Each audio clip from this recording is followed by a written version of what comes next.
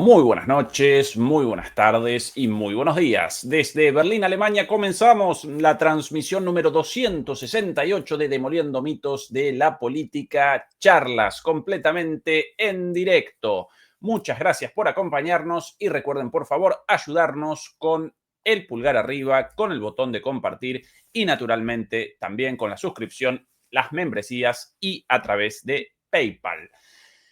Al otro lado de la pantalla nos acompaña desde Madrid, España, Fernando Moragón. Fernando, querido, ¿qué tal todo por ahí? Bueno, aquí, es decir, seguimos en este país anodino. Bueno, nada, a ver, anodino en cuanto a la respuesta de la opinión pública, o bueno, de la opinión pública o de la población, mejor, ante los muchos y diferentes problemas que tenemos. Los políticos no, los políticos siguen a su bola con sus historias y tal, ajenos a lo que pasa en el resto del mundo, o utilizando, como hace Pedro Sánchez y compañía, el tema palestino en su propio beneficio para machacar a los impresentables del PP y de Vox, que claro, es decir, que no saben ni cómo desmarcarse del tema de Israel.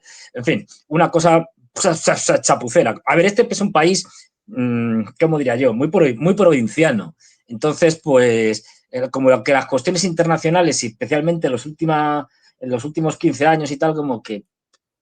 Pero si todavía, a ver, la primera vez, no sé si luego se habrán hecho algo, hace años, cuando era primer ministro, perdón, cuando era en el gobierno de Rajoy y el ministro de Asuntos Exteriores era Dastis, yo tuve la ocasión de que me invitaran a la presentación de una especie de hoja de ruta, guía general, o sea, sin entrar en grandes análisis, sobre la política exterior de Asia, de España con respecto a Asia, todo el continente.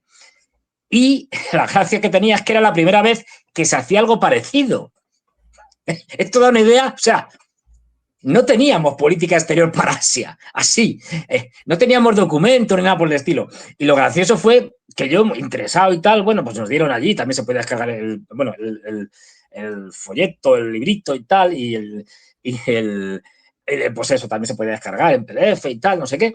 Y interesado por haber visto, en fin, porque para mí estaba sorprendido. Yo dije, por primera vez hablan de Asia, esto, ¿cómo habrá sido? Entonces le pregunté al subsecretario, al secretario de Estado, al subsecretario, así va bajando del escalafón, ¿no? Ninguno tenía ni idea. No, me decían, no, pregúntele a fulano, que justo que estaba por debajo de él, es que es el que lleva esto de no sé qué, de Asia y tal. Y al final, el último de ellos me dijo, no, pregúntale al funcionario ya, no al político, sino al funcionario de carrera, es decir, a un jefe de sección aquí en España, que es el que lo ha hecho.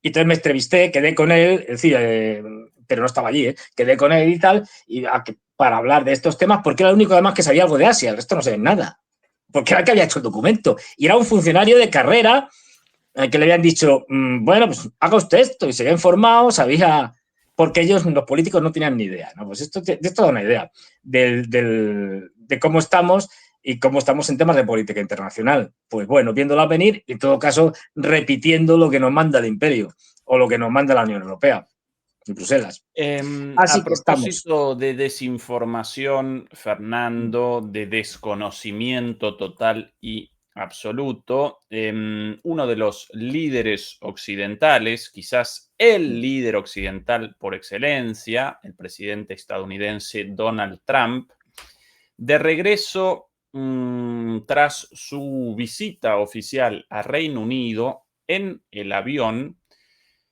realizó declaraciones verdaderamente explosivas, y no solo eso, sino que además de explosivas, enigmáticas, porque generó muchísima sorpresa su mención a Afganistán y a la aparente voluntad de su gobierno respecto al control de la base militar de Bagram, base militar con historia por demás, ¿sí? Construida, por cierto, por los soviéticos. Aquí sus declaraciones. Atención, Fernando.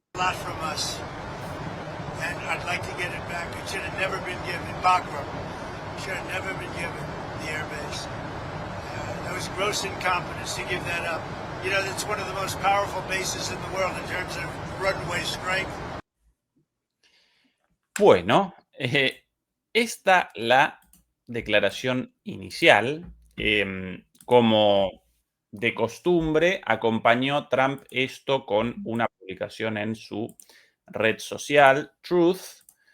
Aquí la declaración traducida al español: si Afganistán no devuelve la base aérea de Bagram a quienes la construyeron, Estados Unidos, van a suceder cosas malas. Presidente Donald J. Trump. Evidentemente no recordará la historia de esta base porque los constructores de esta base, los soviéticos en los años 50. Pero bueno, él la quiere de vuelta para Estados Unidos, evidentemente. A las pocas horas de esto, de camino a una gala, no recuerdo sinceramente para qué, una de las tantas galas, Sí. uno de los tantos actos políticos en los cuales participa cotidianamente, todos los días. En este momento, por cierto, está participando en la conmemoración de Charlie Kirk,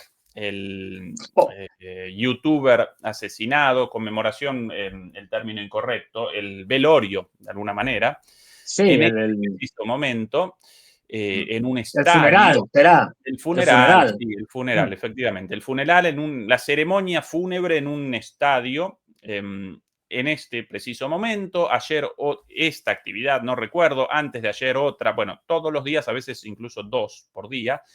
Y de camino hacia allí, frente a su helicóptero presidencial, una vez más machacó con el tema. Aquí sus palabras, atención. We're talking now to Afghanistan and we want it back and we want it back soon, right away. Estamos hablando con Afganistán y queremos la base de Bagram de vuelta y la queremos pronto, la queremos ya mismo. And if they don't do it, you're going to find out what I'm going to do.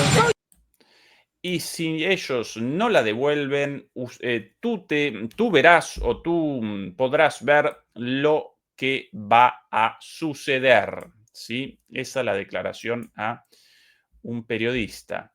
Bueno, los talibanes, Sí. querido Fernando, Sí. respondieron. Y por cierto, más allá de la opinión de cada quien de Y los dijeron que se la talibanes, iban a dar cortésmente enseguida, ¿no? No precisamente, querido Fernando. Yo personalmente carezco de simpatías por los talibanes. Sí. Vos A ver, seguramente lo mismo. es difícil tener simpatía por los talibanes. Por mucho esfuerzo que se haga, es difícil, las cosas como son. Ahora bien, de seguro no los caracteriza la cobardía, no los caracteriza la incoherencia, sino más bien todo lo contrario. Recuerden que pudieron en chancletas, en pantuflas, ¿sí? Como diría Con unas, sí, en túnicas y armados nada más que con fusiles AK-47 soviéticos, pudieron contra el por entonces ejército más fuerte del mundo, contra las Fuerzas Armadas estadounidenses, en aquel entonces sin dudas las más fuertes del mundo. Gente dura y gente corajuda, ¿sí? Independientemente de la opinión de cada quien. Y respondieron en consecuencia, respondieron como podían responder los talibanes. Atención, aquí las palabras de Amir Khan Muttaqi, el ministro de Relaciones Exteriores.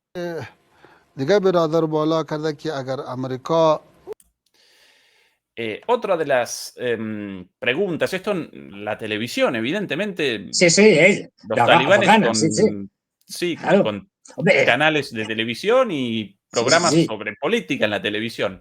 Bueno, otra de las preguntas que me hizo el hermano es si los Estados Unidos se comprometen, nos reconocen.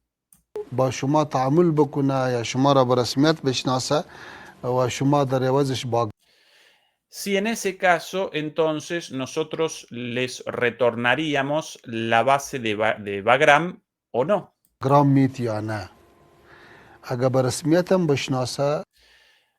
Y yo les digo, si nos reconocen y nos ayudan a reconstruir todo Afganistán, no solo no les vamos a devolver la base de Bagram, sino que no les vamos a entregar ni un pedacito de nuestro territorio.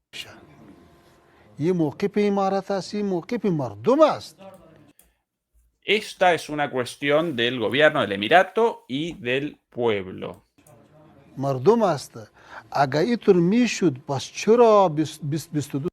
Si realmente existe una propuesta de este tipo, en el sentido de el reconocimiento de Afganistán, la reconstrucción de Afganistán a cambio de la base, si realmente existe una propuesta de este tipo, ¿por qué no la aceptaron entonces hace 22 años?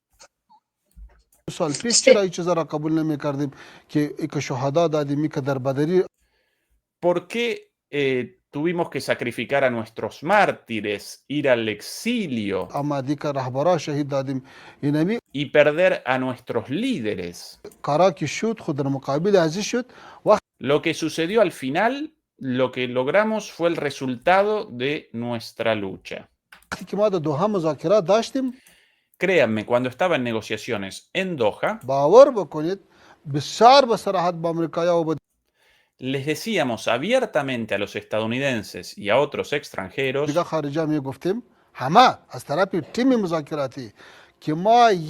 desde nuestro equipo de negociación que nunca aceptaríamos a una sola persona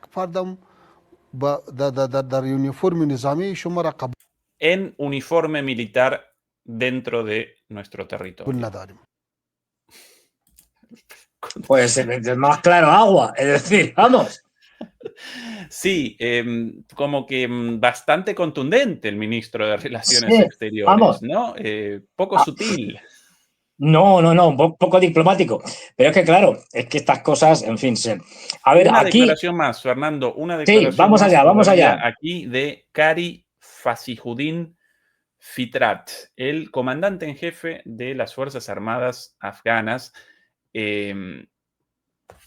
No quiero comenzar con bromas o chacota con vos sobre Afganistán, la historia y demás, pero genera cierta sensación especial el hecho de este señor en un programa de televisión con un conductor vestido de traje y corbata, ¿no? Al estilo es un avance.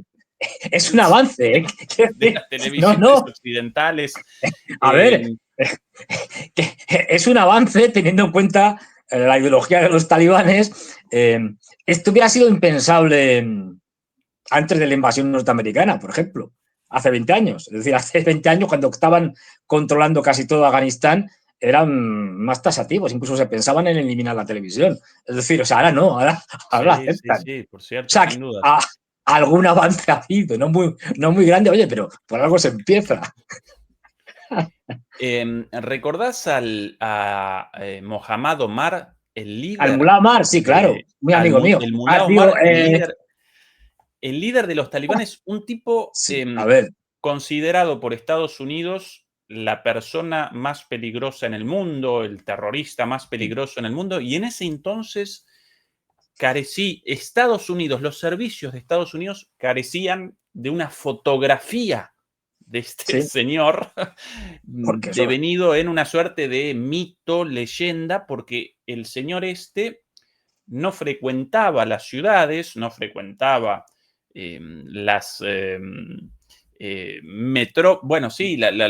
los pobladíos afganos, sino que capitaneaba la resistencia desde las montañas, escondido en cuevas, en cavernas, ¿no? Por ende, lo querían muerto los estadounidenses, pero no podían determinar públicamente siquiera la forma de su rostro y lo presentaban con caricaturas, con barba, vestido con una túnica. Eso lo conozco bien, Solo existía una foto en aquel momento, una foto muy mala, muy borrosa, en el que veías al Mullah Omar y podía ser cualquiera, con barba y tal. A ver, el Mullah Omar es un tipo o era un tipo, que ya está muerto, muy curioso, por llamarlo de alguna manera, muy peculiar. A ver, era un tipo analfabeto. Hay que explicar todo esto, porque si no, en el mundo sunita, a diferencia del mundo chiita, en el mundo del Islam sunita, digamos que no, o mejor incluso, comparándolo, por ejemplo, con la Iglesia Católica. La Iglesia Católica es una iglesia muy jerarquizada. Tenemos al Papa, los cardenales, los obispos, y es en última instancia una figura reconocida que tiene un proceso de selección, digamos. Cuando muere un papa, pues hay toda una serie de normas para elegir un nuevo papa, etcétera. Ahí lo tenemos, sí.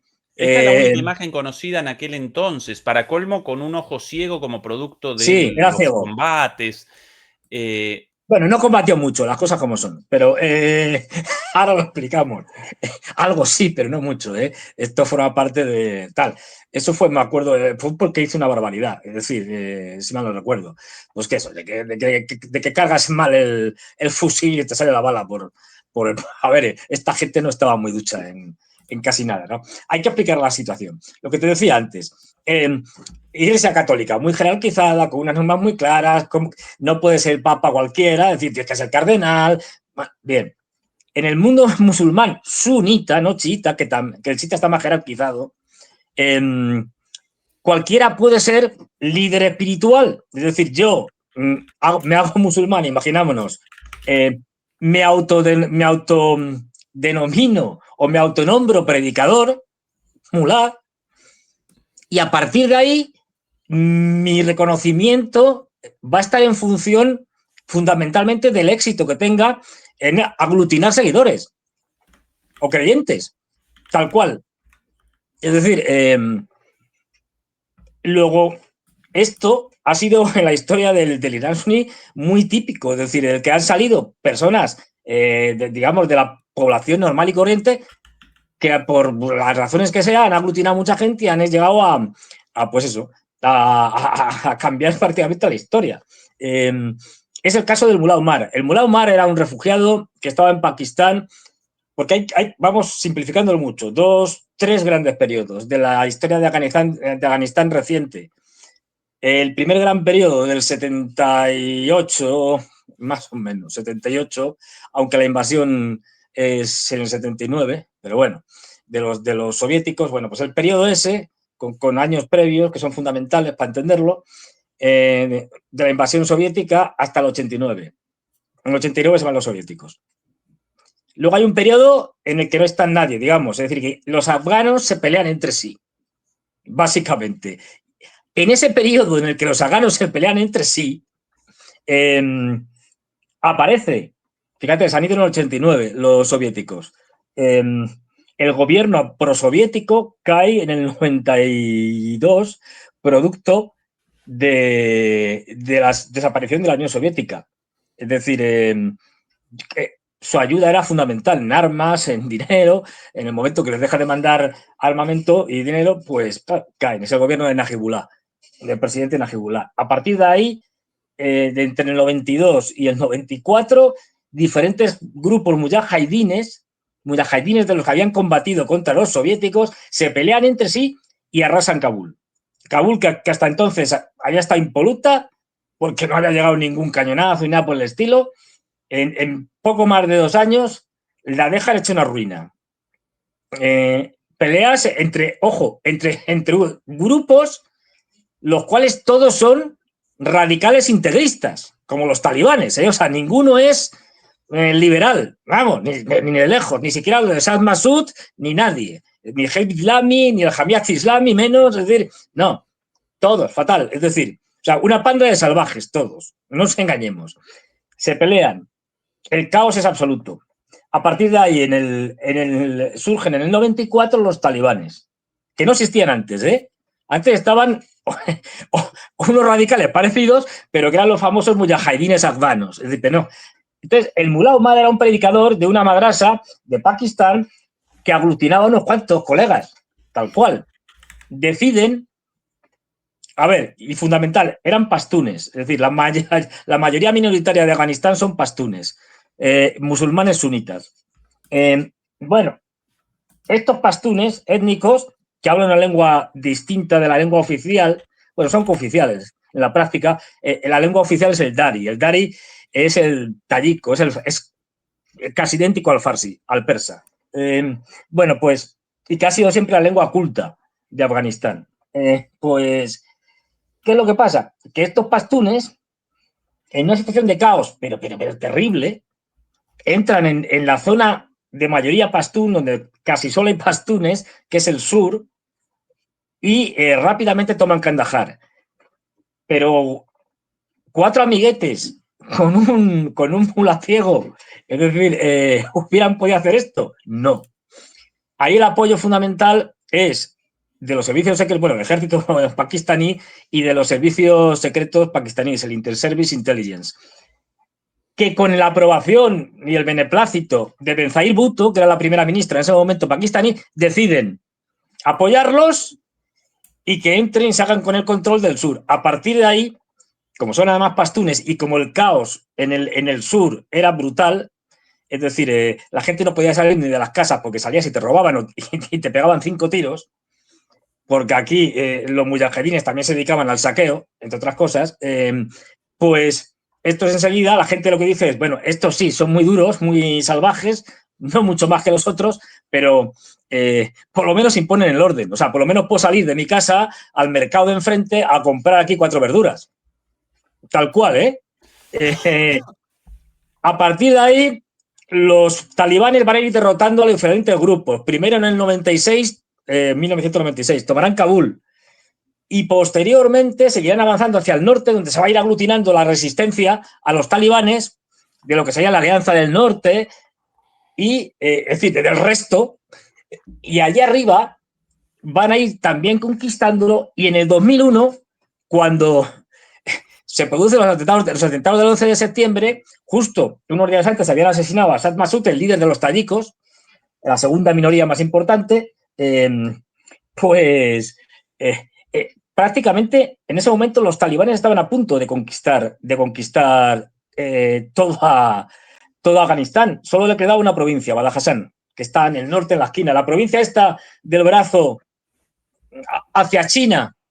No sé si vemos un mapa, si nos imaginamos un mapa de Afganistán, hay una provincia, Badakhshan, que es la provincia que tiene como una pequeña península, como un pequeño brazo que se alarga hasta llegar a la frontera con China y separa lo que es el actual Tayikistán de Pakistán. En cualquier mapa enseguida se reconoce porque es una cosa muy rara, ¿no? Es decir, es como en este caso, producto de un acuerdo colonial, como no podía ser de otra manera, para que en el gran juego los británicos y los rusos no tuvieran fronteras comunes. De hecho, Afganistán se convirtió al final en un estado tapón. Bien, pues ahí solo quedaba esa pequeña provincia de Badakhshan. Y entonces es cuando invaden los norteamericanos. Y ahí viene el tercer periodo, que es el de la guerra de los norteamericanos de 20 años, que se dice pronto, hasta hace relativamente poco, donde empezaría un cuarto, que todavía estamos en los primeros años. Ya veremos cómo acaba la cosa. Esto hay que tenerlo claro. A partir de ahí, los tales. Sí, dime. No, es el bien el contexto, sí. No quiero abandonar el tema de que me voy por las ramas. Las declaraciones de los talibanes en respuesta, pero toda esta historia narrada por Fernando, en contraste con la situación actual de estos programas de televisión con el primer ministro respondiendo a Trump, nada más y nada menos, generan un contraste sustantivo, ¿no? Fuerte. Es que estos talibanes ya no son los mismos talibanes que los de hace más de 20 años. Imágenes, si no recuerdo mal, hace un año presentábamos imágenes de las Fuerzas Armadas afganas, de los talibanes, y también generaban sorpresa porque ellos aparecían vestidos de uniforme, como las Fuerzas Armadas modernas ya no recordaban a esos talibanes con la túnica, las chancletas, ¿no? las túnicas y demás. Pero bueno, no quiero abandonar el tema nuevamente. Nos metemos en Bagrán, que es la clave de la discordia, la manzana de la discordia. Aquí, Fernando, la respuesta como en una conferencia de prensa también. Claro. Sí. La respuesta de Kari Fasihudin Fitrat, el comandante en jefe de las Fuerzas Armadas de Afganistán, perdón.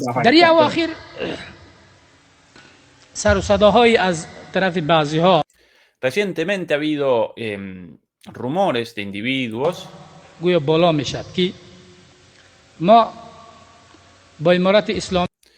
sugiriendo que hay en este momento en curso negociaciones con el Emirato Islámico de Afganistán.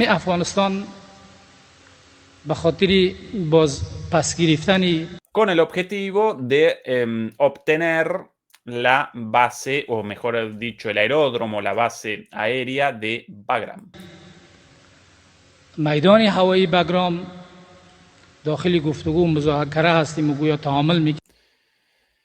Dicen que estamos negociando con ellos porque no podemos mantener la base por la fuerza y por ende ahora están buscando, dicen que están negociando con nosotros porque no pudieron obtener la base ellos por la fuerza y que por eso ahora están negociando con nosotros para obtenerla a través de medios políticos.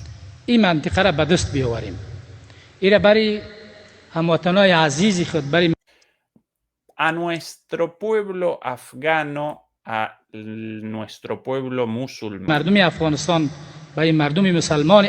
de Afganistán, nuestro mensaje.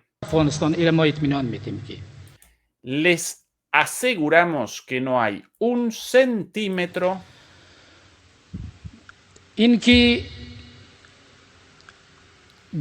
ni un manojo ni un centímetro, ni un manojo siquiera de tierras de nuestro país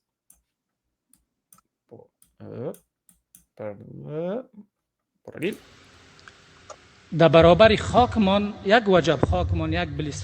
ni un manojo de tierras de nuestro país que será negociado o comprometido con nadie.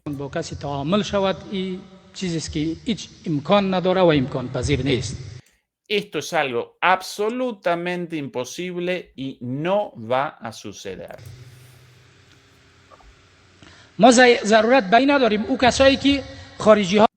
No los necesitamos. Quienes trajeron a extranjeros aquí y los hicieron líderes o dueños de estas tierras y quienes quisieron gobernarnos a través de ellos son cobardes y débiles.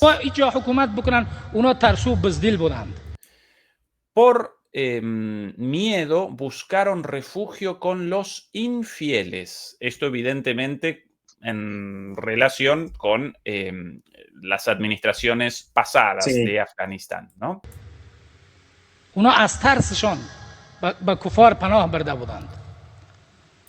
No le tememos a nadie, dependemos solamente de Alá, ningún opresor, ningún bully, ningún patotero, ningún matón. A ningún matón le tenemos, como hemos probado durante 10 años de yihad, de guerra contra la ocupación de los estadounidenses y sus aliados. Hemos mostrado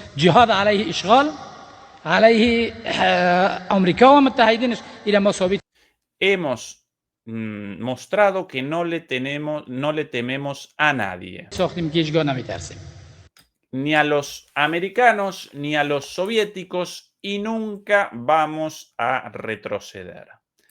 Bueno, poco espacio para la interpretación de este señor. A ver, es que aquí tenemos Bastante clarito. una cosa que es delirante. Vamos a ver, no sabemos por qué. Bueno, a ver, primero tenemos que entrar por qué a Trump le ha dado ahora por ahí. Es decir, porque claro, estas cosas de Trump, cuando tiene ya, o sea, uno tiene la idea de que este hombre cuanto más, es decir, su política consiste en ir abriendo frentes, cuanto más mejor.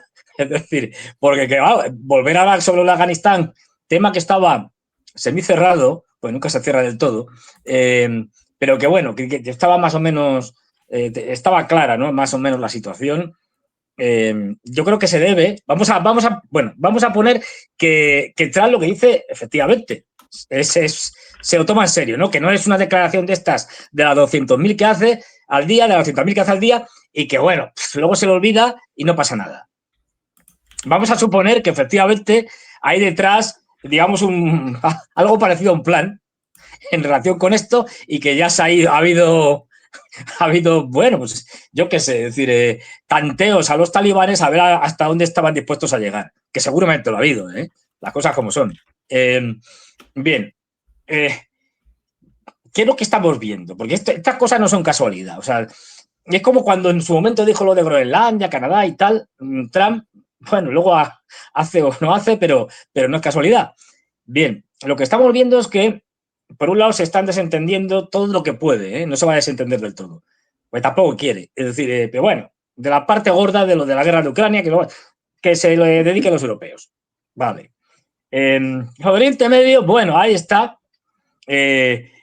Vamos a ver cómo evoluciona. De eso va a ser difícil que se quite. Es verdad que tiene a sus cipayos, que son los israelíes, aunque los israelíes consideran que son ellos los que controlan a los norteamericanos. Es muy difícil saber quién controla a quién. Yo creo que se controlan ambos. Pero bueno, a partir de ahí, bueno, hay una futura guerra con Irán, posiblemente, casi seguro, una nueva guerra, vamos.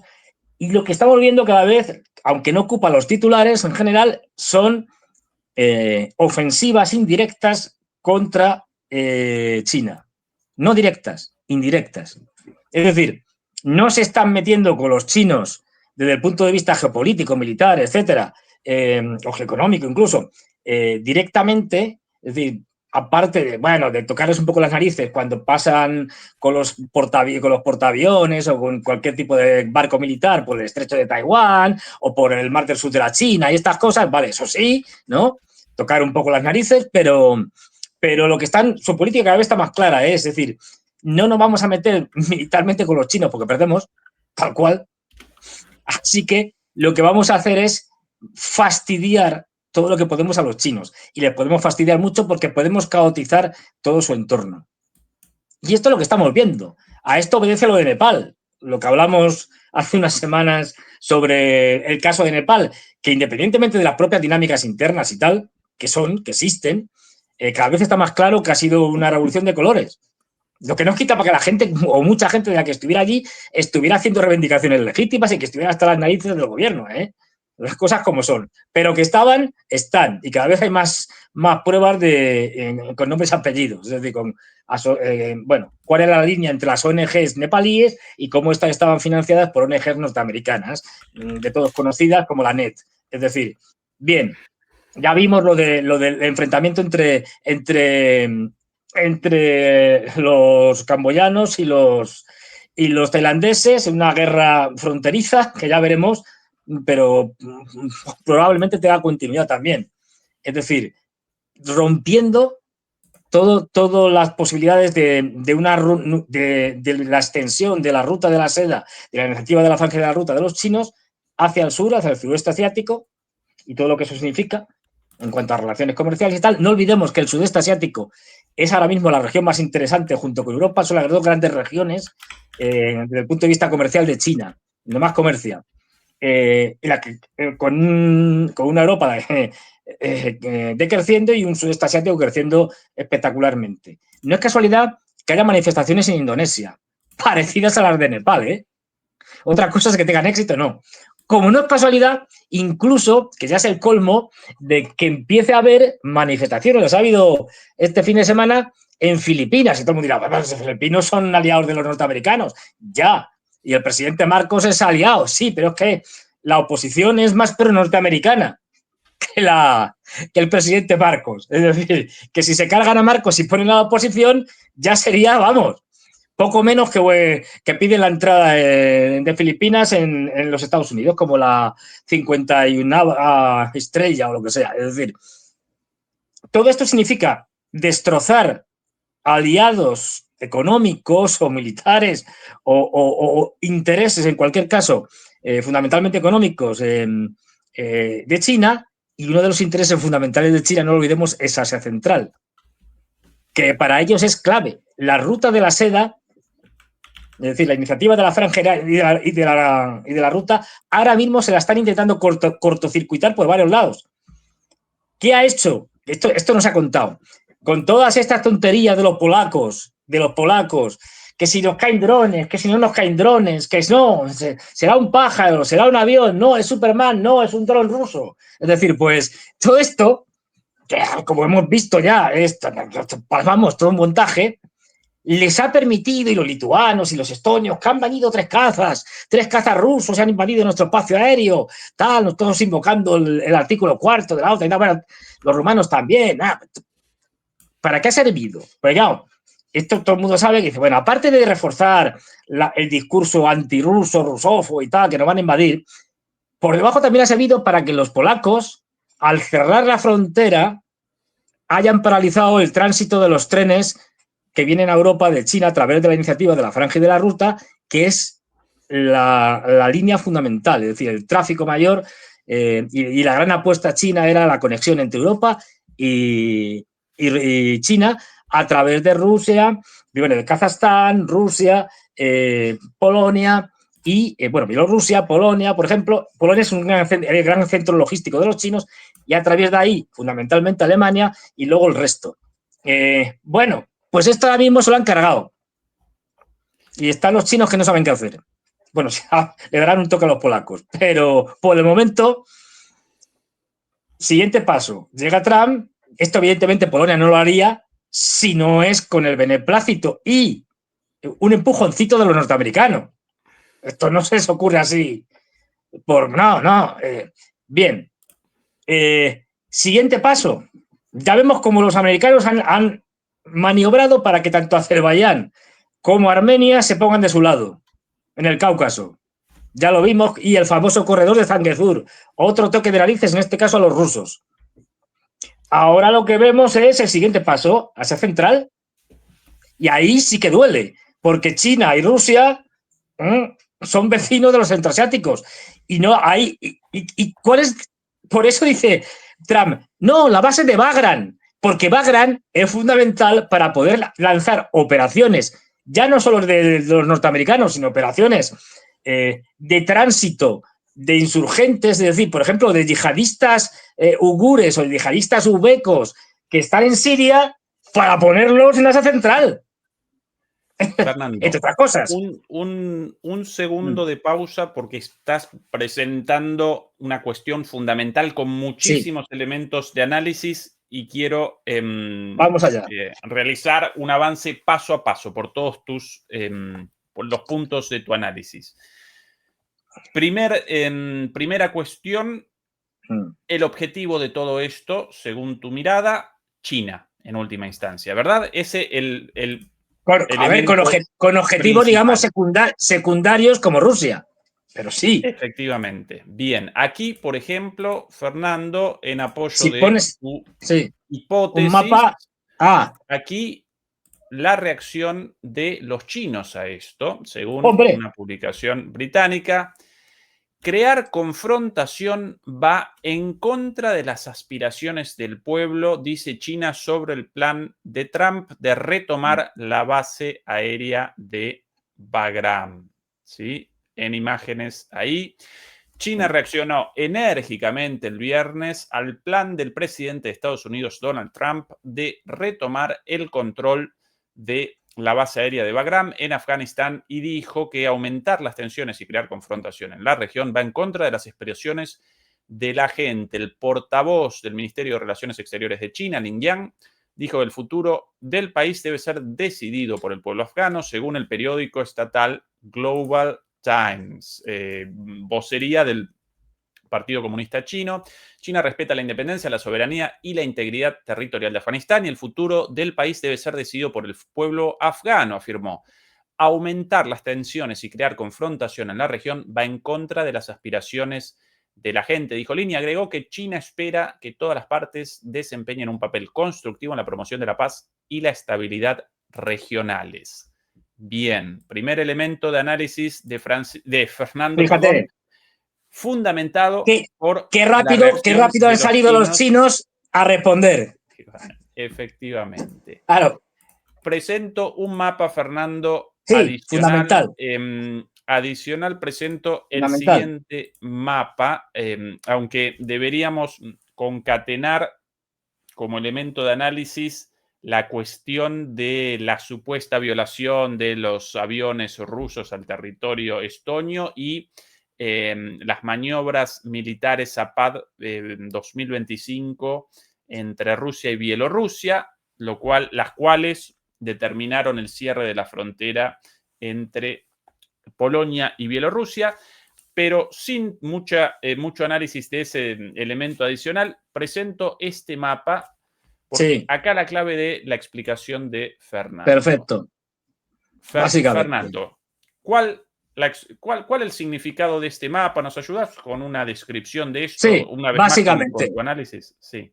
Muy rápido, aquí tenemos la principal idea cuando en 2013 Xi Jinping lanza la iniciativa de la Franja de la Ruta por primera vez en la Universidad Nazarbayev, quiero recordar el 9 de septiembre, por primera vez habla de manera, digamos, oficial y lo presenta al mundo en un discurso ya histórico. Bueno, pues invierte, para el 2020 ya habían invertido en todo esto, en infraestructuras fundamentalmente terrestres, también portuarias y marítimas, pero fundamentalmente terrestres, ya habían invertido en 2020 la friolera de más de $1 billón, $1 trillón norteamericano.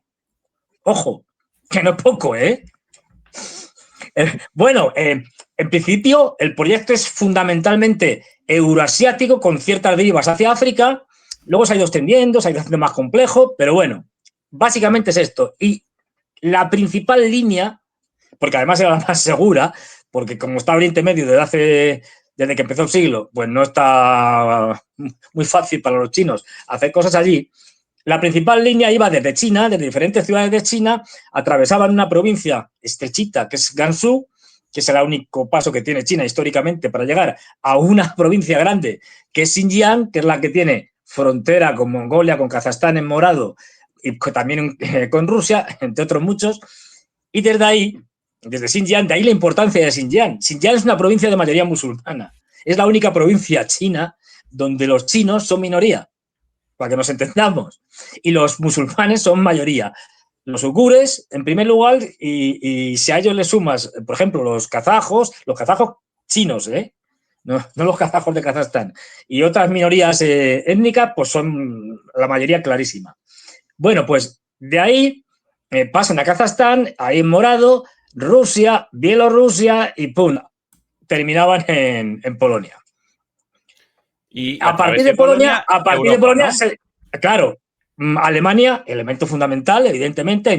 Duisburg era uno de los centros clave, de los primeros donde llegaban. Alemania en su momento, bueno, no, ahora llegarían más, pero en su momento, vamos, hace tiempo que no lo miro, pero estaban llegando, por ejemplo, a Duisburg y no sé si llegaban 2 trenes por semana.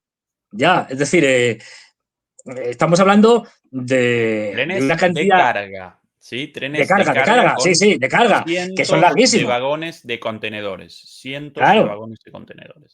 Entonces, luego se esparcían por toda Europa y, para que nos hagamos una idea, un ramal llegaba a Francia a través del túnel del Canal de la Mancha, llegaba al Reino Unido y otro llegaba hasta Madrid. De hecho, la línea más larga de tren del mundo es la que va desde la capital china, digamos, del comercio al por menor, Yiwu, se suele escribir Yibu con W, Ibu, a Madrid, es decir, recorre todo el continente asiático.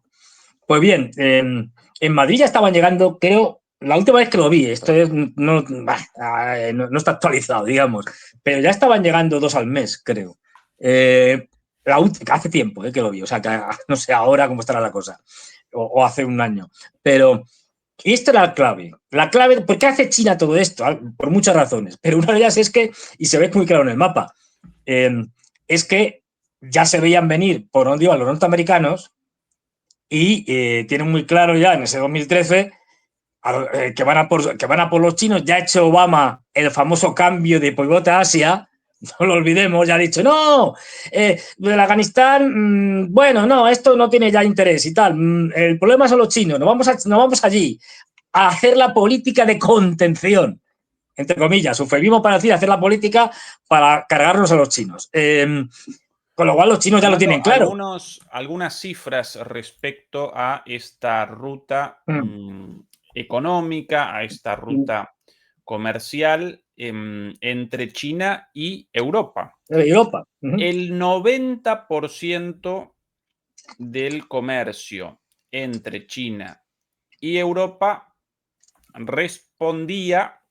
aparecía en la ruta ferroviaria entre China y Europa. 90% del comercio. En 16 días, un tren podía recorrer esta ruta desde Chongqing, ¿sí?, hasta Europa, básicamente, hasta el ingreso a Europa, o por lo menos el ingreso a Polonia. 16 días. Como alternativa a esto, podía o puede China despachar por barco las mercancías por la ruta señalada, dibujada en el mapa en la parte inferior, ¿sí?, la línea continua, la cual, por cierto, presenta una duración muchísimo mayor, ¿sí?, presenta una duración de semanas y recorre una enorme cantidad de puntos explosivos en términos de tensiones geopolíticas, desde el estrecho de Malaca, por el momento pacificado, abierto, pero sí, cerrable en cualquier momento, hasta el estrecho de Bab el-Mandeb, canal de Suez, con los yemeníes, el canal de Suez, hace no mucho tiempo cerrado por aquel accidente, lo recordarás. No, y Fernando, además un canal de Suez que se está planteando hacer un canal casi en paralelo porque está saturado. Es decir, aquello es como un atasco permanente en domingo, es decir, volviendo en coche, por lo mismo con barcos. Efectivamente. Y de ahí la entrada, por lo general, a través del puerto de Venecia, y una vez llegados los barcos, inmediatamente debían, de cualquier modo, despachar en tren los contenedores, despacharlos o a Alemania, despacharlos a Francia o a Reino Unido, bueno, a España naturalmente también. Con lo cual, no solamente esta otra ruta presenta una duración mayor, sino también mayores costos e infinitamente mayores riesgos. Efectivamente, los chinos que ya se... Claro. Esta es la geopolítica detrás de todo esto. Los chinos que ya se lo ven venir, sí, y que no tienen una flota oceánica, esto no lo pueden defender contra los americanos. Es verdad que han ido creando bases, es decir, más o menos encubiertas o alianzas, pero además tienen a los indios ahí que no les hace ninguna gracia que los chinos pasen por el Índico. En fin, tema muy complejo.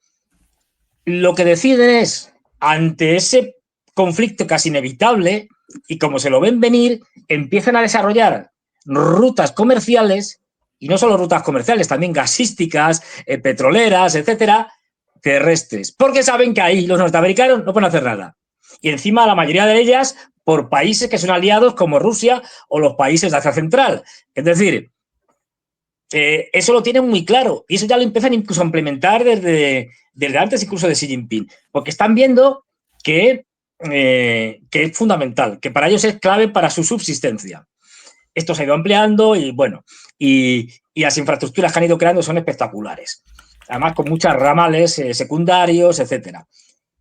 Eso es lo que se están intentando cargar de manera civilina los norteamericanos, utilizando a los europeos y utilizando sus golpes de Estado. Es decir, por ejemplo, otro de los ramales iba o va todavía desde el sur de China a través de Myanmar, país que está en guerra civil, no lo olvidemos, y que una de las partes está apoyada por los norteamericanos, la otra por los chinos y por los rusos, hacia Bangladesh, sitio en el que en el 2022 tuvimos un golpe de Estado blando, es decir, una revolución de colores, y cambiaron a favor de los norteamericanos. Quiero decir que todo esto vienen machacando, es incluso anterior a la administración Trump, y sí, fue en el 2022 o el 2023, no me acuerdo ya. Pero vamos, sí, 2023 puede ser. Cuando está el golpe de Estado en Bangladesh. Es decir, están intentando destrozar la política comercial china e industrial. No olvidemos, lo que más daño hace al primer productor mundial y al primer comerciante del mundo es justamente que te cargues a sus principales destinatarios de productos, Europa y el sudeste asiático, los países ASEAN. ¿Qué es lo que estamos viendo? No por casualidad hay manifestaciones en Indonesia del mismo tipo que las de Nepal, es decir, no por casualidad hay, como decía, hasta manifestaciones en Filipinas, donde el gobierno pro-norteamericano, pero a lo mejor quieren poner un gobierno aún más pro-norteamericano, que es el de la oposición. No por casualidad estamos viendo todos estos contenciosos que están saliendo por toda esta región. ¿Qué nos faltaba? Se intentó ya en la época de Biden, pero le salió mal con 2 intentos de golpe de Estado, uno en Kazajstán y otro en Uzbekistán, pero fracasados. En este caso... No por casualidad, el cierre de la frontera entre Polonia y Bielorrusia, inicialmente como respuesta a los ejercicios militares llevados a cabo por Rusia y Bielorrusia, conocidos como Zapad 2025, los presentamos aquí, también las imágenes del cierre de las carreteras, de las vías férreas, pero los polacos determinaron que una vez finalizados los ejercicios, no abandonaban el cierre, si ya cerrado. Nada, ¿no? permanente. ¿Para qué? ¿Para qué vas a abrir? Es decir... Ahora, Fernando, entre estas y de ahí, razones... De ahí lo de Bagram. ¿Por qué? Porque Bagram, si coges un mapa de Afganistán, está justo al norte de Kabul, debe estar a unos 60 kilómetros, no me acuerdo muy bien. Es decir, es una gran base. Ojo, esto que contabas tú antes de que vemos a los talibanes con sus uniformes, tal, con sus vehículos blindados, estas cosas, es porque el desastre, pero el desastre mayúsculo de la retirada norteamericana de Afganistán después de 20 años de guerra, nos hemos fijado en las famosas imágenes de Kabul. Pero es que la cantidad de armamento, es decir, de los aviones saliendo allí precipitadamente y tal, la cantidad de armamento que dejaron los norteamericanos allí ha permitido a los talibanes convertirse en un ejército, digamos, regular.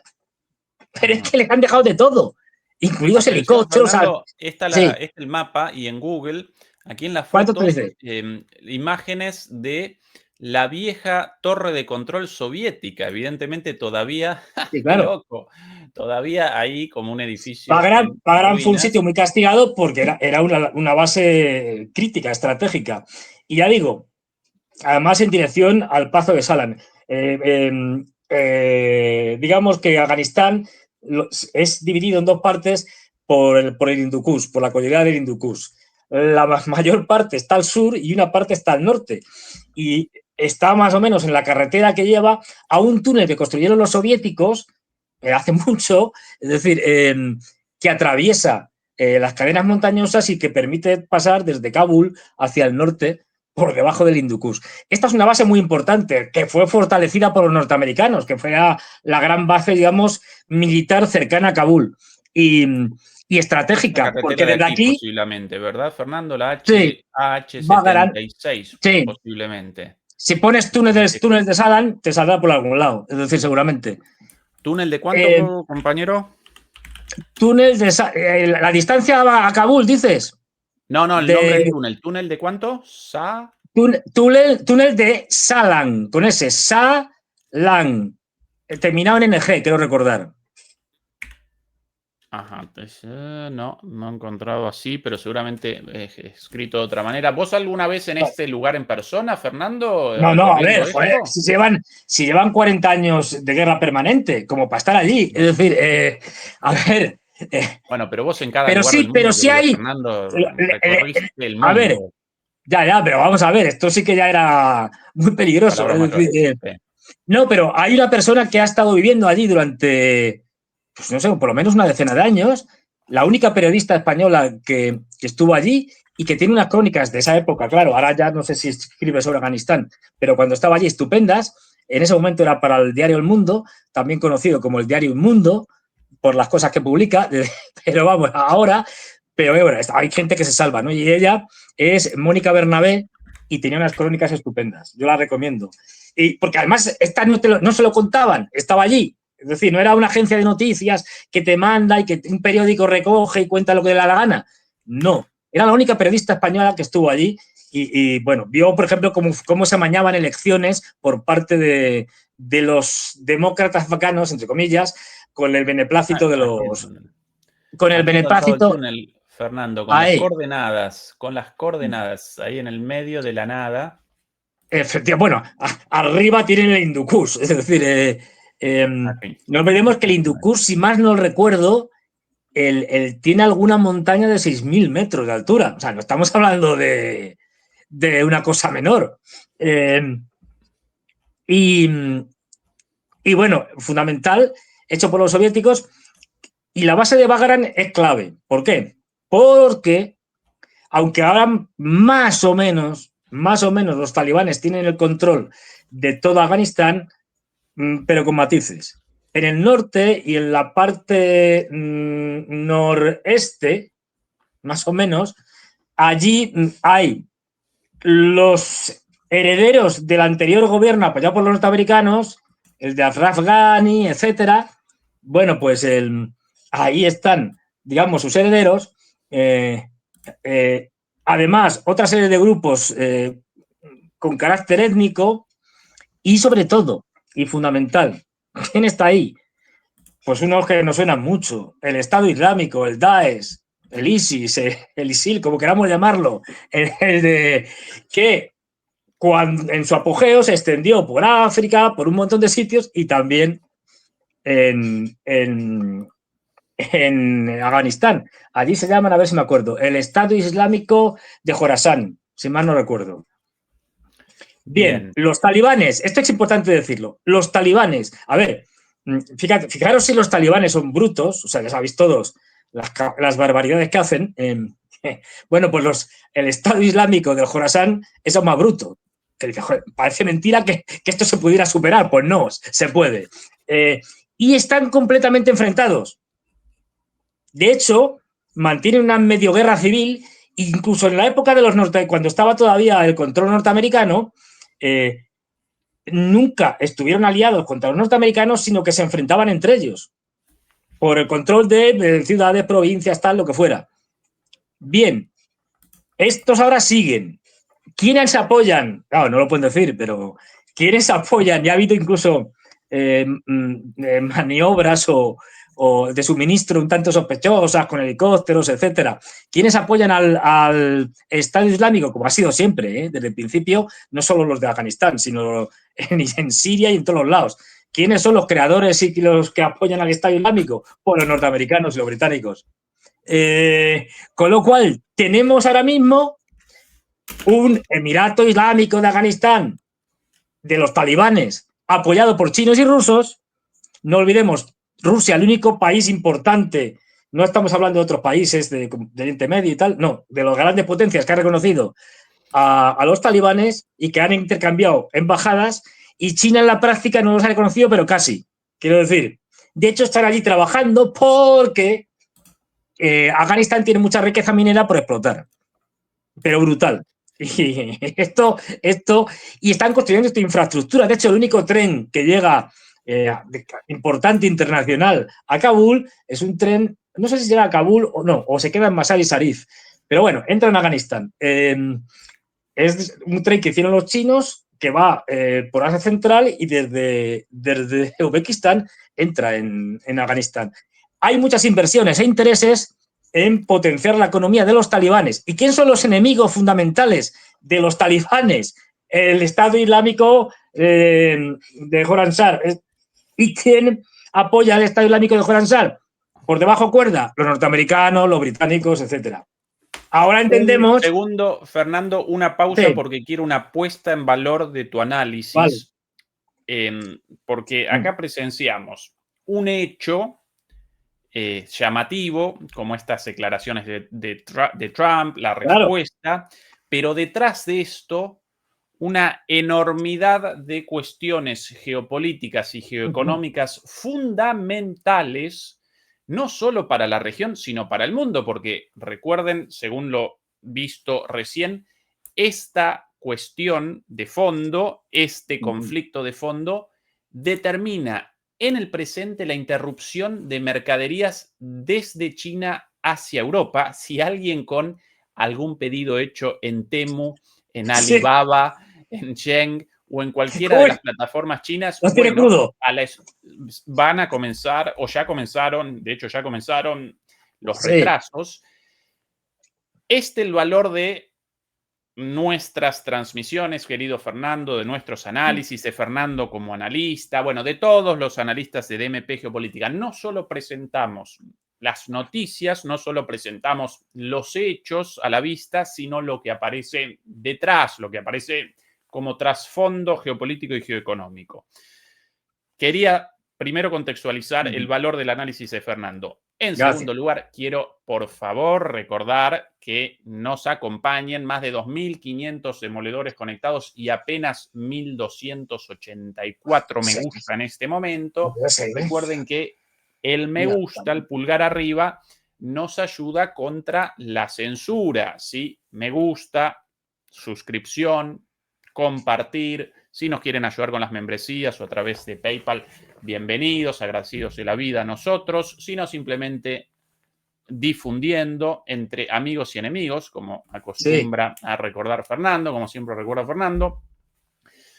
Fernando, en el marco de esta disputa geopolítica y geoeconómica, ¿dónde acomodamos o dónde aparece la contienda de los últimos días entre los estonios, con su denuncia relativa a la violación del espacio aéreo estonio por 3 aviones MiG-31 rusos, y la respuesta de los rusos: no, nosotros no realizamos la violación, no cometimos la violación del espacio aéreo estonio? En el medio de eso, el llamado a deliberaciones, el llamado a consultas de la OTAN a través del artículo 4, las declaraciones de Kaja Kallas, las declaraciones de Mark Rutte, las declaraciones de Ursula von der Leyen. Bueno, todo un revuelto de cosas sobre la base de esta supuesta violación. Aquí las imágenes tomadas por un avión de reconocimiento sueco. Sí, porque los estonios no tienen. Sí. Efectivamente. De uno de los MiG-31 en cuestión. Claro. Por aquí. Ya ves tú, eso lo pueden haber tomado en cualquier lado, es decir. Por aquí otra de las imágenes desde abajo. Sí. 3 aviones rusos supuestamente violando el espacio aéreo estonio durante 12 minutos. ¿Cuál la verdad de todo esto, querido Fernando? Y mientras tanto voy a acompañar voy a acompañar tu análisis con las espectaculares imágenes de este viejo combatiente, este fierro, el MiG-31. Este avión, además la forma del avión, bien de los años 70, de la Guerra Fría. A ver, el MiG-31 el MiG-31 es una, digamos, evolución del MiG-25. Efectivamente. No lo olvidemos. Efectivamente, pero de tan fierro, de tan buen avión, de esto verdaderamente una cosa tan efectiva, tan fenomenal de la ingeniería soviética de los años 70, todavía aparecen en funciones y aparecerá en funciones por mucho tiempo más. Y entre todos los aviones, cazas, en el presente, por mucho, el más rápido de todos al día de hoy, del 77, si no recuerdo mal, el diseño de este avión, con lo cual, Fernando, ¿cuánto? Casi 50 años. 50 años, como un automóvil de 50 años de los años 70, pero no. Esto el es avión. verdad que la aviónica modernizada y todo este tipo de cosas, efectivamente, ya le han puesto muchas cosas, por supuesto. Pero como es un caza pesado, en el sentido es el único que puede llevar los misiles Kinzhal. Ahora creo que han hecho modificaciones y adaptaciones para que los Su-34 también puedan llevar Kinzhal, pero hasta ahora solo este podía llevar el Kinzhal porque solo este puede aguantarlo, digamos. Casi puede redondear la velocidad Mach 3, Fernando. Casi, una barbaridad, casi 3.000 kilómetros por hora. Mach 2.85, casi 3.000 kilómetros por hora. Lo más parecido, si no recuerdo mal, el F-15, un avión también de superioridad aérea, de aquellos años también, pero puede apenas 2,5 Mach, una cosa así. Sí. Esta es una de las bestias de aquel entonces.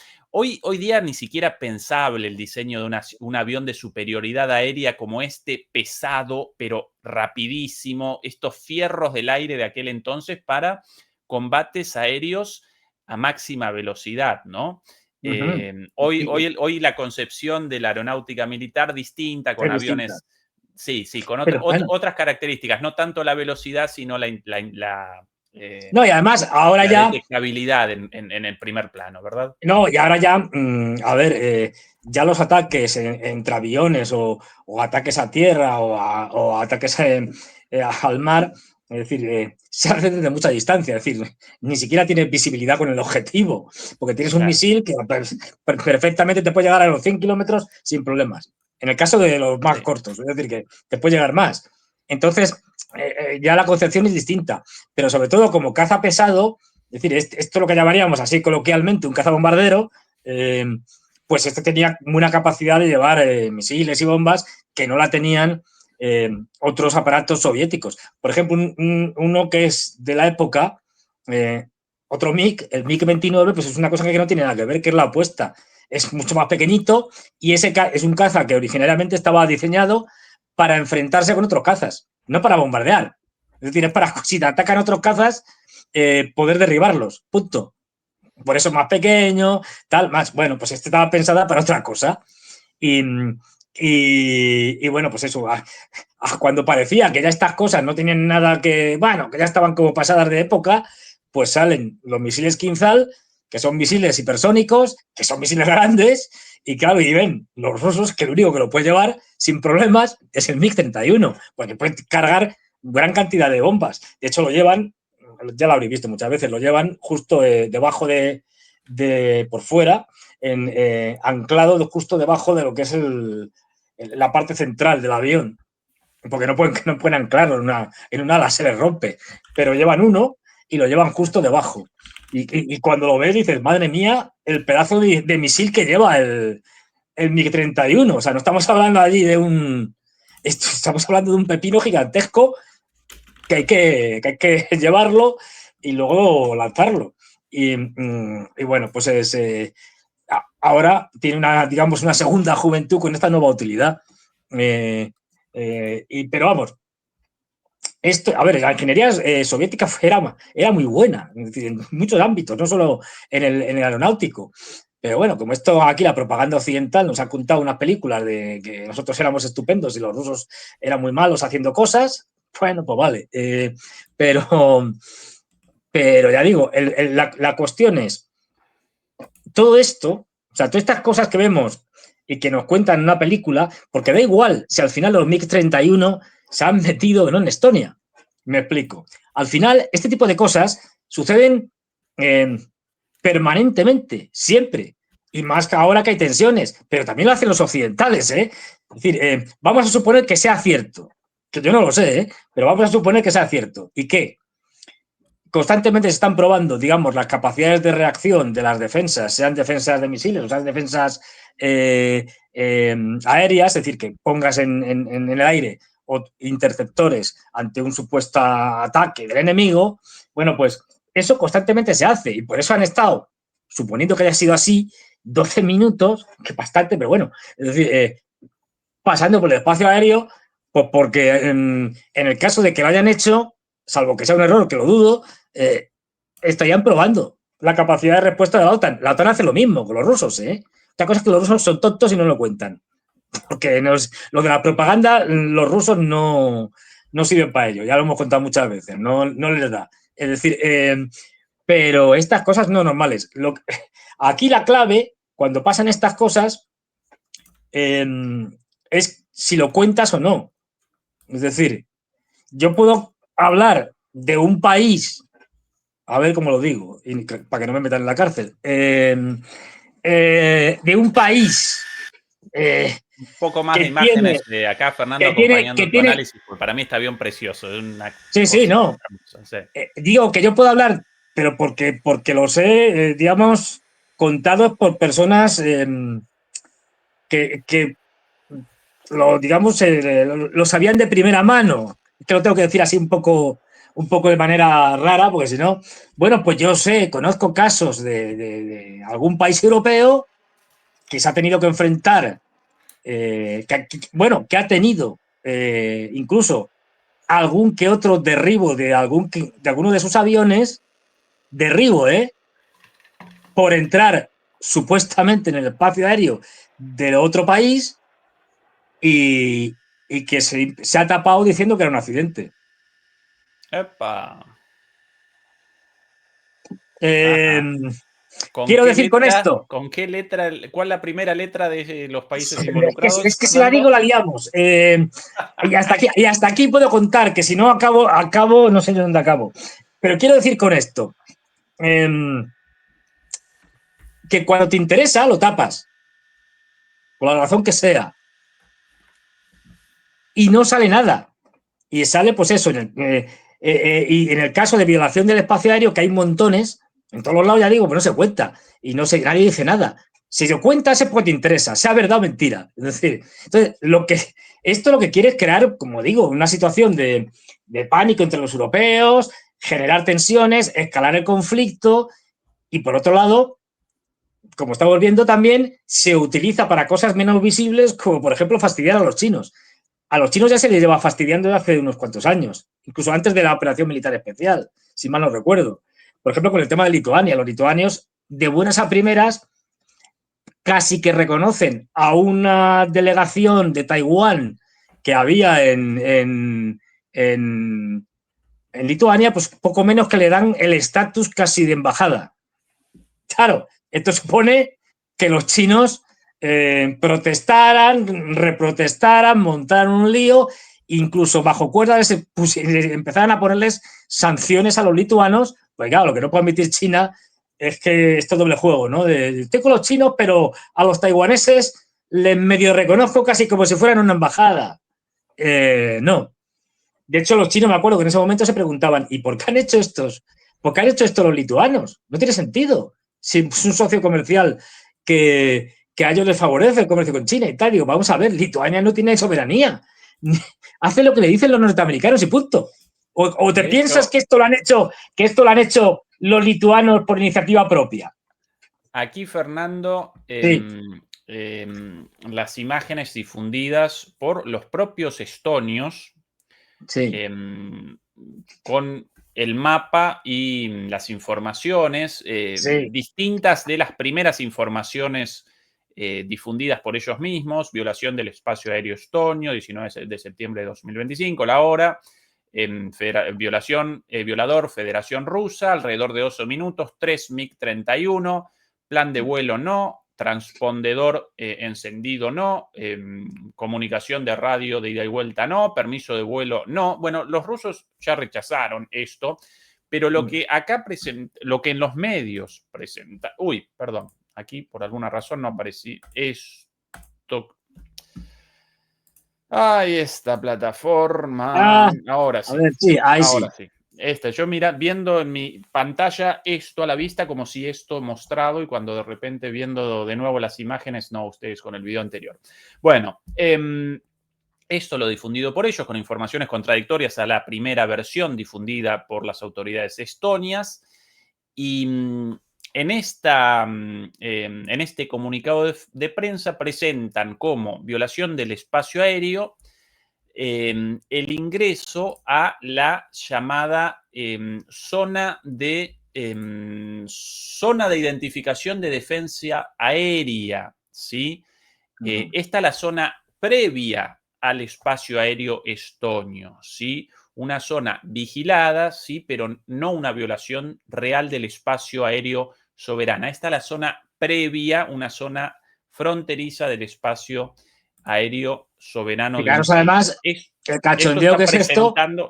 Esto presenta. El además, estrecho de Finlandia, con los estonios a un lado, los finlandeses a otro, en fin.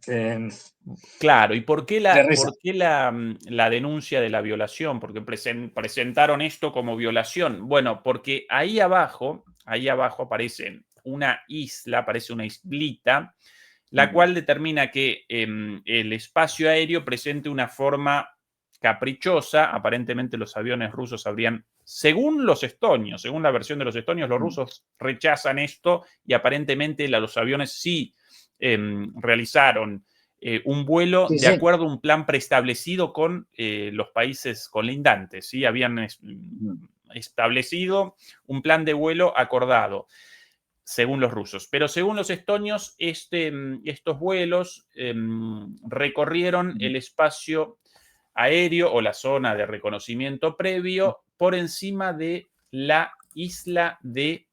el nombre de esta islita. Isla de... será pues una microisla. Baintlo. Sí. Ahora voy a presentar la imagen de la isla cuyo espacio aéreo supuestamente aparece violado. Un islote de nada. Es decir, me Atención recuerda a Perejil, al islote de Perejil, pues algo así. Esta es decir, la isla. Sí. Aquí esta imagen muy mala, quizás mejor esta otra. Un segundín. Por aquí. Aquí. Esta la isla. Rusia, los aviones rusos habrían realizado la violación del espacio aéreo de esta isla. Un pedazo de piedra con una estación ahí posiblemente militar o no, climatológica, bueno, un faro y una antena, ¿sí? Esta la razón de la convocatoria, de la invocación del artículo 4, el llamado a deliberaciones, el mundo a la vera de una guerra mundial, bueno, todo, un gran acto teatral, una escenificación con la situación de fondo descrita anteriormente por Fernando, ¿sí? La búsqueda de la confrontación con Rusia y con China, por sobre todas las cosas, en el marco de estas tensiones geopolíticas y geoeconómicas, ¿sí? Esa la realidad detrás de... La idea básica, muy simple, tanto con los rusos y también con los chinos, es cómo hacemos para que sin que se nos vea, sin que se nos note, le metemos el dedo en el ojo a los rusos y a los chinos, de tal manera que de tanto meterles el dedo en el ojo, reaccionen, pero eso no se ve, ¿eh? Eso está tapado por las gafas y no se ve. Reaccionen y digamos, ¡ah! ¡Qué agresión la de los rusos! ¡Qué agresión la de los chinos! ¡Son los malos! Ya tenemos justificado el lanzarnos a hacer barbaridades, la guerra con los rusos, sanciones contra los chinos. De eso se trata, básicamente. Dicho así, muy a lo bestia, muy coloquialmente, pero eso. Es decir, entonces, bueno, pues hay que presentar estos casos. Sí, la frase, lo del dedo metido en el ojo, porque yo ya acá un poco... nervioso, después de la palabra meter el dedo en... Sí, bueno. No, a ver, no. A ver, también hace daño, pero bueno, depende, claro, en fin. Para gustos, con los colores, pero A ver, no, en el ojo. Qué mal pensado, en el ojo. Bien, bien. Sigamos. Fernando, querido, pequeña Sí. pausa. Bueno, de vuelta a Trump, pero con Bueno, pues algo de todo humor. este lío era porque Trump se pone ahora a decir esto de que quiero que me devuelvan la base de Bagram, que me la han quitado y tal. Bueno, pues Esto esto. a la vuelta de la visita Sí, oficial a Reino Unido. Pero en de Reino Reino Unido. Unido, We said Gran el éxito. bueno, Bueno, sí, el, la primera, no sé si lo vas a poner ahora, la primera mención que hizo a esto de Afganistán la hizo ahí en el Reino Unido, que dejó a Kate Steimer, que estaban allí tal hablando, y claro, no estaba previsto en el guión, ¿no? Entonces este está aquí mirando papeles, así aburrido y tal, y cuando lo oye, hace así, y le mira como diciendo, ¿qué? A ver, esto no sé si es eso. esta una de las situaciones vividas allí. Sí, sí. Vamos a presentar 2 o 3. Un segundín. Aquí Claro, la que otra. Allá. como Trump es Esto, impredecible, te puede soltar cualquier cosa en cualquier momento y esta te es la pilla conferencia de con el prensa trasero al conjunta aire. entre ambos. Esta es la Sí, conferencia de prensa conjunta entre ambos, en la cual Trump una vez más remachó la resolución de, no recuerdo cuántas guerras supuestamente habría sí. desactivado Trump, si 6, Eh, 8, 10, 20, bueno, la guerra de las galaxias. también. Lo cierto, él ni siquiera recuerda ¿Qué el más da? nombre de las guerras, ni los países implicados. Bueno, y aquí atención a la barbaridad dicha sobre su trabajo como pacificador. to think that we settled Piensen que resolvimos Azerbaijan and la guerra entre... Y en lugar de Steimer Azerbaiyán, diciendo, uy, ¿qué va a decir? Ahora mismo estaba hablando mal y pronto, cagado de miedo. Es decir, sí, sí, a con ver miedo, dónde pero de sale. repente sorprendido por la burrada. La palabra en inglés, Azerbaiyán, y prácticamente igual que perdón, que en español, Azerbaiyán. Y atención al nombre inventado por Trump, atención. Azerbaijan. Azerbaiyán. Resolvimos la guerra entre Azerbaiyán, la cara de Starmer al lado impagable. ¿Qué? ¿Cómo? ¿Qué? ¿Azerbaiyán qué? Si no recuerdo mal, si no recuerdo mal, hace una semana, Albazerbaiyán. Fernando, en la Casa Blanca, él también en un momento diciendo Sí, Azerbaiyán, como que lo recuerda así, ¿no? Ni siquiera recuerda el nombre del país. ¿qué más da? Y Sí. para colmo, en este caso ni siquiera Azerbaiyán. Atención. And Albania as an example. Albania, ¿qué pinta aquí Albania? Sí. En lugar de Azerbaiyán y Armenia, Albania, ¿qué más da? Azerbaiyán y Albania. It was going on for years. Pero sí que Estaba sucediendo desde hace It's never años going to be settled. y acá nunca iba a ser resuelto hasta nuestra llegada. el Otra vez, flemático, Azerbaiyán, el flemático Steimer con una cara de circunstancia como diciendo, Dios mío, Albania, pero Azerbaiyán y si Albania. Albania es To nuestra, think es that we decir, settled Azerbaijan and Albania as an example. It was going on for years. It was never going to be settled. la cara de Steinberg es, vamos, se le ve el pensamiento, como diciendo, está diciendo, o está pensando Steinberg, ¿qué está diciendo este hombre? Es tal cual, o sea, ¿qué está diciendo este hombre? Pero bueno. Hace un mes más o menos en la Casa Blanca, los recordarán, al Sí, presidente de Azerbaiyán y al primer ministro armenio, y esto generó muchísimo revuelo porque determinaron en el marco de esta supuesta resolución de la guerra, aunque todavía formalmente no resuelta, la concesión de Por 99 años a una por 100 empresa años del paso. norteamericana, el corredor de Exactamente, el Sanguezur. pasaje el corredor de Sanguezur, Sanguezur, es el nombre Sanguezur. correcto, exactamente, con los estadounidenses puestos entonces en la frontera iraní. Esto generó mucho revuelo, pero bueno, él por lo menos debería recordar las caras de los presidentes en el despacho Oval, reunidos con él, no. Azerbaiyán en lugar de Azerbaiyán y en lugar de Armenia, de Armenia a Albania. Pero si es que la culpa la tienen todos estos países por empezar por A. Claro, Albania, sí. Armenia, Azerbaiyán. Claro, se confunde uno. No puede ser. Exactamente. Acá A ver, en una estos son querido potestades del Fernando. emperador. El emperador puede confundirse, los demás no. Pero él, ¿qué más da? Exactamente.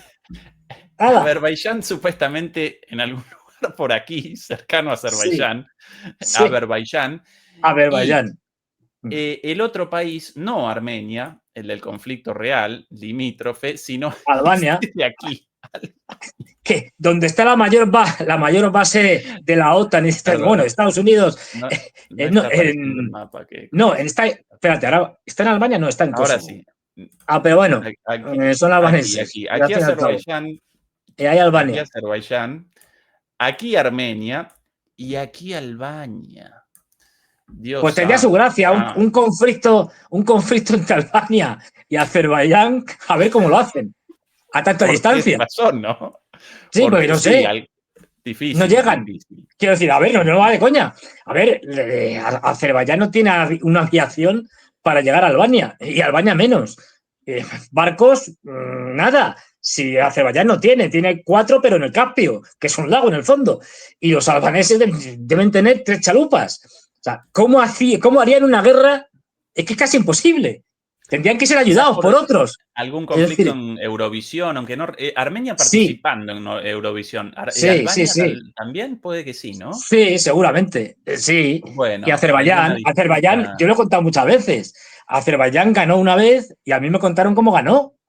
A ver, esto que es para el Festival de Eurovisión sirve para cualquier otra cosa, para que la gente se desencante ya de cómo funciona el mundo, ¿no? Desencantar en el sentido de que se le caiga el pensamiento mítico, el pensamiento, ¿cómo se llama? El pensamiento imaginario. Mágico, el pensamiento mágico. El pensamiento mágico sobre cómo funcionan las cosas. Si esto pasa a nivel de Eurovisión, que es una cosa, bueno, imaginaros a nivel de geopolítica ya importante. De buenas a primeras, una canción, hace unos años, ya bastantes años, Azerbaiyán gana. Y entonces pues, yo tenía en ese momento una amiga rusa que tenía un novio azerbaiyano que viven aquí en Madrid. Y entonces hablando con ella y tal, y con el novio me dice, no, y tal, pues, dice, ¿y esto que habéis ganado y tal? Dice, hombre, pues hemos ganado porque hemos hecho trampa. Digo, ¿cómo? ¿Y cómo habéis hecho trampa? Dice, bueno, muy fácil. Yo creo que esto es un precedente para luego elecciones de verdad interesantes como las de Moldavia y estas cosas, ya como un ensayo general, preliminar. Dice, no, muy fácil. A ver, en todas las embajadas de los países de Europa que participan en Eurovisión, en aquel momento se votaba por el tema de SMS y cosas de estas, ¿no? Tal, y votabas, ¿no? Entonces, claro, cada SMS te costaba un dinerillo. Y te dice, bueno, pues en todas las embajadas hemos convocado a todos los azerbaiyanos del lugar. Y en el caso, por ejemplo, de la de Madrid, estábamos ahí un montón y a cada uno nos daban 20 euros para que nos lo gastáramos en SMS. Con lo cual, claro, arrasamos. Es decir, porque financiamos el triunfo. Bueno, pues si esto se hace para ganar Eurovisión, imaginaros lo que se hace para cosas más importantes. Bien, el video anterior y el siguiente, como cortesía de nuestros amigos de Guerras y Geopolítica, el canal de Estupendo Telegram, canal. altamente recomendado. No lo desaprovechen para los interesados en informaciones y análisis de último momento sobre geopolítica y geoeconomía. Aquí otro, Fernando, este de ayer, este ya de vuelta. Sí.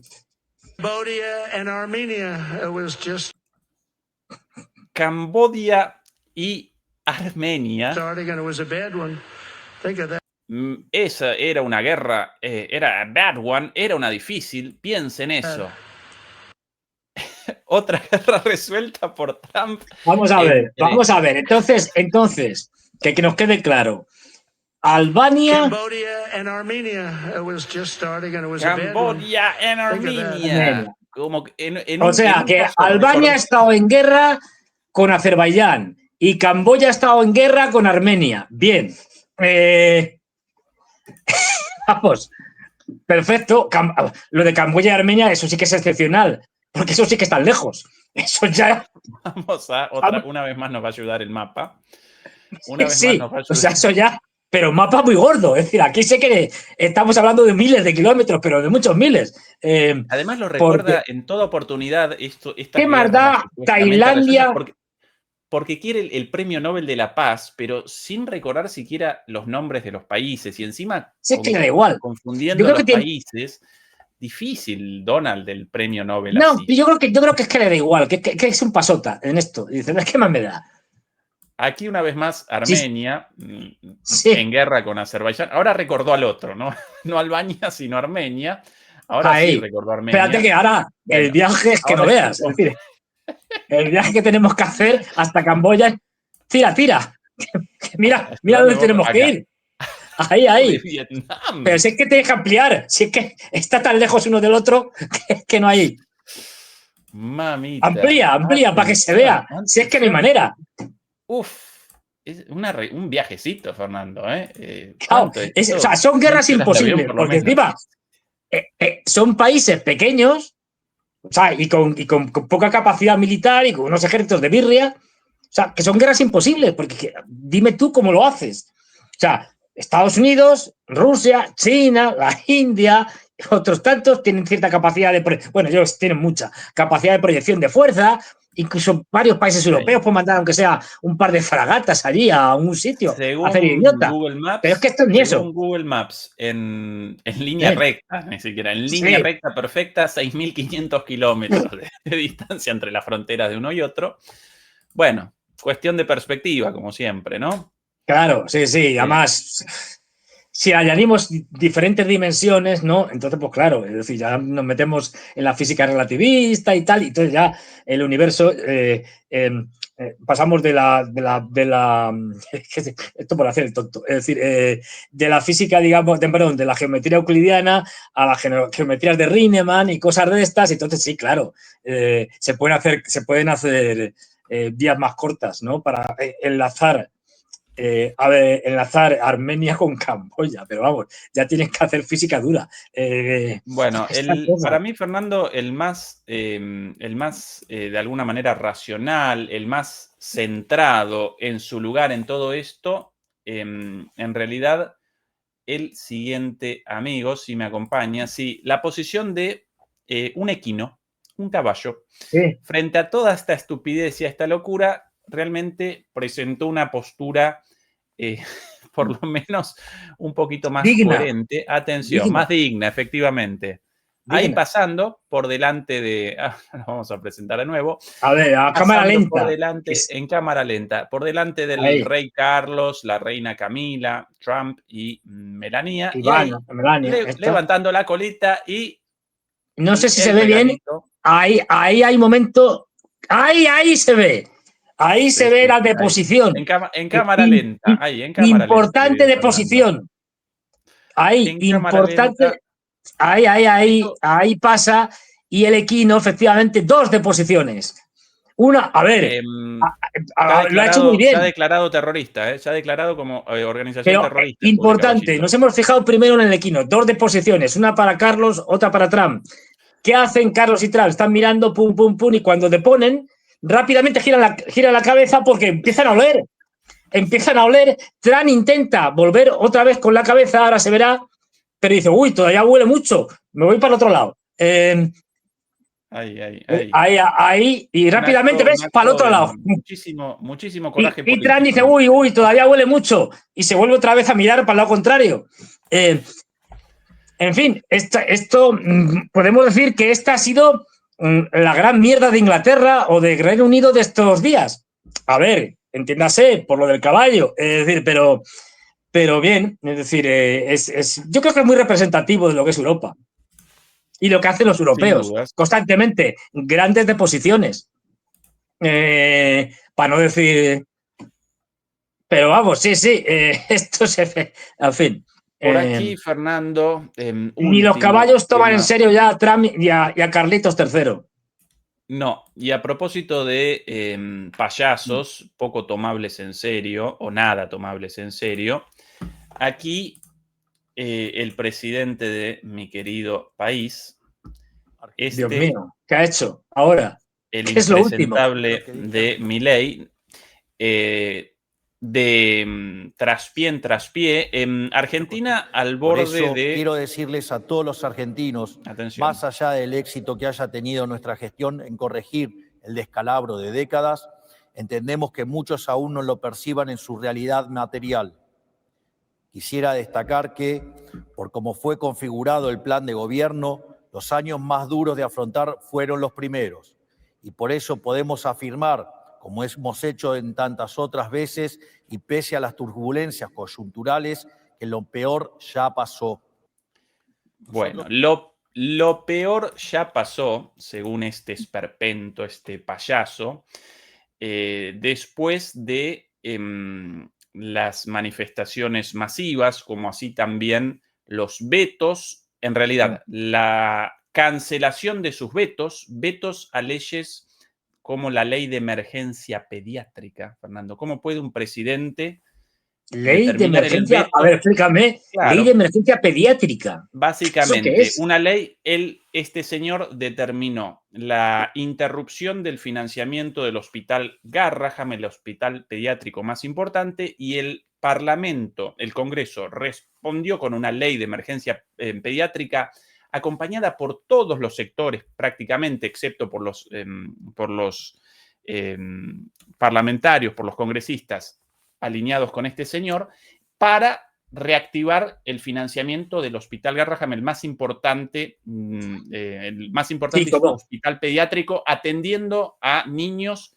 de todo el país, incluso a gente pudiente, porque presenta como hospital público la capacidad de responder a patologías complejísimas, ¿sí? Las operaciones más complejas, las cuestiones más difíciles, bueno, aparecen ahí en ese Pero este hospital, hombre, aparecen tratadas en ese hospital. Este señor este hombre, quiso la no, interrupción de los fondos, comenzó una disputa con los médicos, los enfermeros. El Parlamento respondió con esa ley para restablecer el flujo de fondos, restablecer el financiamiento, y este señor, machacando una vez más, respondió con un veto presidencial a esa ley. madre Y mía. ahora, en el marco de manifestaciones masivas, no solo por esa ley, sino por algo muy similar sucedido con respecto a los jubilados y pensionados, algo parecido con respecto a, bueno, otras cuestiones básicas de financiamiento más básico de las personas vulnerables, como la ley de discapacidad. Bueno, estableció vetos y el Congreso respondió generando el rechazo al veto. El Congreso puede rechazar el veto presidencial a partir de 2/3 de los congresistas, Digo, sí. pero lo rechazó con 3/4, incluso congresistas de este propio señor, hundido en las denuncias de corrupción con audios de su propia gente acusando a su hermana de corrupta, de las comisiones, de las coimas, bueno, de el robo de dinero. Todo esto en un marco de decadencia económica total, y en las últimas semanas directamente comenzó una disparada del precio del dólar sostenida a fuerza de endeudamiento, 100.000 millones de dólares ya de endeudamiento por el ministro de Economía actual, entre este gobierno y el anterior, el de Macri, la gran mayoría proveniente del Fondo Monetario Internacional.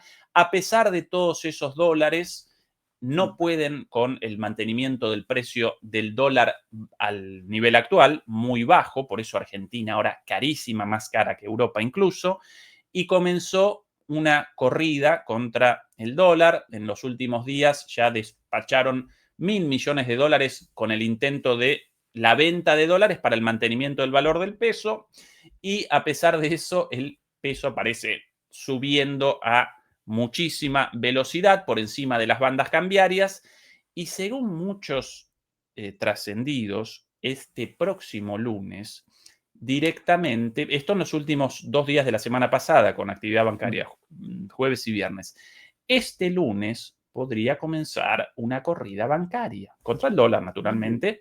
Podría comenzar una nueva crisis económica y financiera con una corrida bancaria, la gente queriendo sus dólares al precio actual en en los bancos o recoger sus dólares de sus propias cuentas en dólares, que el gobierno carezca de los fondos para eso y eso determine una vez más una crisis económica y, como consecuencia de eso, un nuevo estallido social como en 2001.